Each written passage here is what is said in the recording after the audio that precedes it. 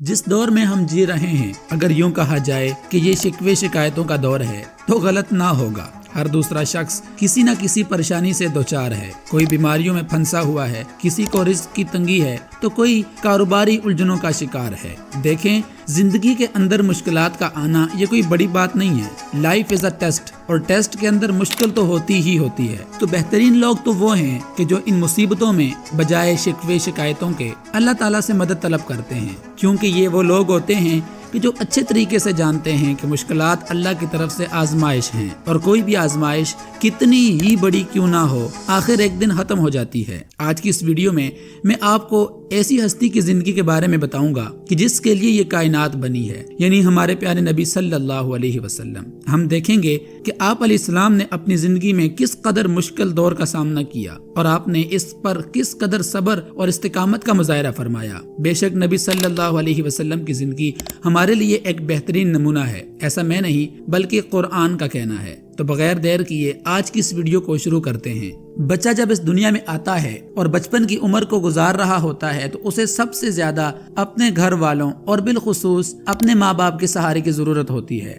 اس کی دیکھ بھال، اس کا روٹی کپڑا اور یہ تمام چیزیں وہ ہیں جو والدین کی طرف سے بچے کو میسر آتی ہیں۔ لیکن جب پیارے آقا صلی اللہ علیہ وسلم اس دنیا میں تشریف لائے تو افسوس کے ساتھ آپ کے والد حضرت عبداللہ رضی اللہ تعالی عنہ اس دنیا میں موجود نہ تھے، یعنی آپ کا انتقال ہو چکا تھا۔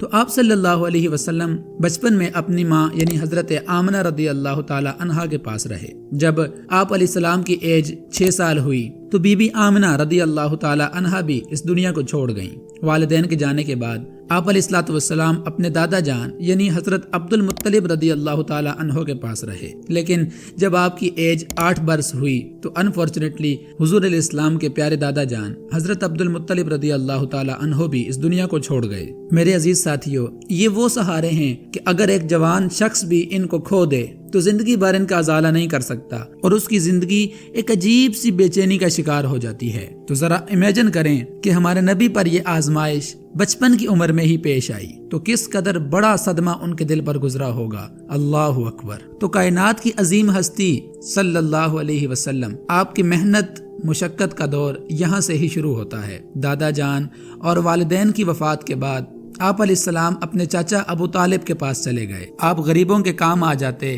مسکینوں کے سر پہ ہاتھ رکھتے، دن بھر بکریوں کو چرانے کا کام سر انجام دیتے، اور اس کے ساتھ ساتھ اپنے چاچا ابو طالب کے ساتھ کاروباری امور میں بھی پیش رہتے۔ یوں حضور علیہ الصلوۃ والسلام کی زندگی کا آغاز ہوا، اور وقت کے ساتھ ساتھ ان آزمائش اور مصیبتوں میں اضافہ ہی ہوتا رہا۔ 25 سال کی عمر میں پیارے نبی صلی اللہ علیہ وسلم نے نکاح فرمایا۔ اب اگرچہ مالی طور پر حضور صلی اللہ علیہ وسلم کو ایک تحفظ مل چکا تھا، لیکن باوجود اس کے آپ کو معاشرے کی مخالفت اور دشمنی کا سامنا کرنا پڑا، اور اس کی پیچھے وجہ تھی نبوت کا اعلان۔ یہ اتنی بڑی ذمہ داری تھی کہ جس کے لیے اللہ سبحانہ و تعالیٰ نے اپنے آخری پیغمبر محمد صلی اللہ علیہ وسلم کو چنا تھا۔ 40 سال کی عمر میں حضور علیہ السلام پر پہلی وحی نازل ہوتی ہے۔ جب آپ علیہ السلام اس وحی کے بارے میں لوگوں کو بتاتے ہیں تو وہ شدید دشمنی پر اتر آتے ہیں۔ پیارے نبی صلی اللہ علیہ وسلم کو جسمانی تشدد کا سامنا کرنا پڑتا ہے، حتیٰ کہ مکہ میں رہنے والے نبی صلی اللہ علیہ وسلم کو دیوانہ تک کہہ ڈالتے ہیں۔ جیسے جیسے اسلام پھیلنا شروع ہوا،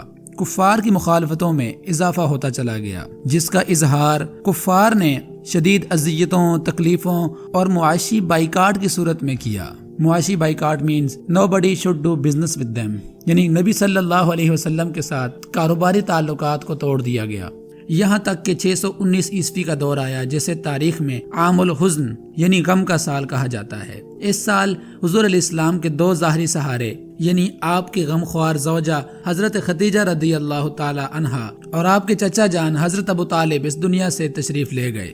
ان 2 سہاروں کے دنیا سے جانے کے بعد کفار کے ظلم و ستم میں مزید اضافہ ہو گیا، جس کی وجہ سے حضور علیہ الصلوۃ والسلام کو مزید آزمائش کا سامنا کرنا پڑا۔ لیکن کبھی بھی پیارے آقا صلی اللہ علیہ وسلم کی زبان مبارک پر ناشکری کا ایک لفظ تک نہ آیا، اور ان مظالم کے باوجود آپ علیہ السلام سب کے لیے عافیت کی دعا ہی کرتے رہے۔ اب کہنے کو تو بہت کچھ ہے، کہ جس پر گھنٹوں بات کی جا سکتی ہے، لائک طائف کا سفر کہ جہاں طائف میں رہنے والے بدبختوں نے حضور علیہ السلام کو پتھر مارے، استغفر اللہ۔ آپ کے تینوں بیٹے حضرت عبداللہ، حضرت قاسم اور حضرت ابراہیم رضی اللہ عنہم بچپن میں ہی دنیا سے چلے گئے۔ 63 سال کی مختصر سی زندگی اور اس میں 27 غزوات لڑے اور 47 سرایات یعنی ایسی جنگیں جن میں حضور علیہ السلام خود تو تشریف نہ لے گئے، البتہ لشکروں کو ترتیب دے کر بھیجا۔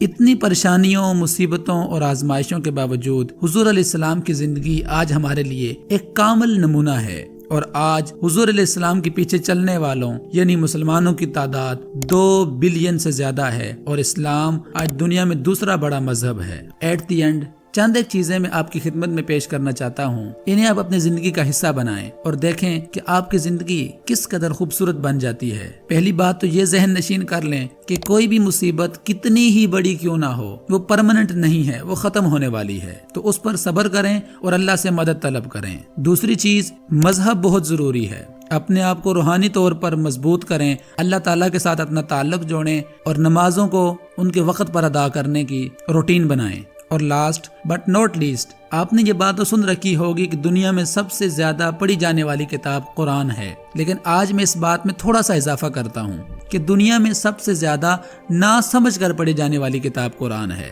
کہ قرآن مجید کو ہم صرف الفاظ کی حد تک پڑھتے ہیں، اس کے معنی پہ غور نہیں کرتے۔ تو قرآن مجید کو ترجمہ کے ساتھ پڑھنے کی عادت ڈالیں تاکہ آپ کو پچھلی قوموں کا تذکرہ ملے کہ کس طرح اللہ تعالیٰ نے ان قوموں کو آزمایا اور کیسے وہ قومیں غرق ہوئیں۔ یقین مانیں یہ تمام واقعات ہمارے لیے ہی ذکر کیے گئے ہیں۔ زندگی میں آنے والی ہر چھوٹی چھوٹی خوشی پر خوش ہونا سیکھیں، جو پاس ہے اس کا شکر ادا کریں، جو نہیں ملا اس پر صبر کر لیں، اللہ نے چاہا تو زندگی خوشگوار بن جائے گی۔ تو اگر آپ کو میرا کنٹینٹ پسند ہے تو چینل کو لازمی سے سبسکرائب کر لیں۔ فی امان اللہ۔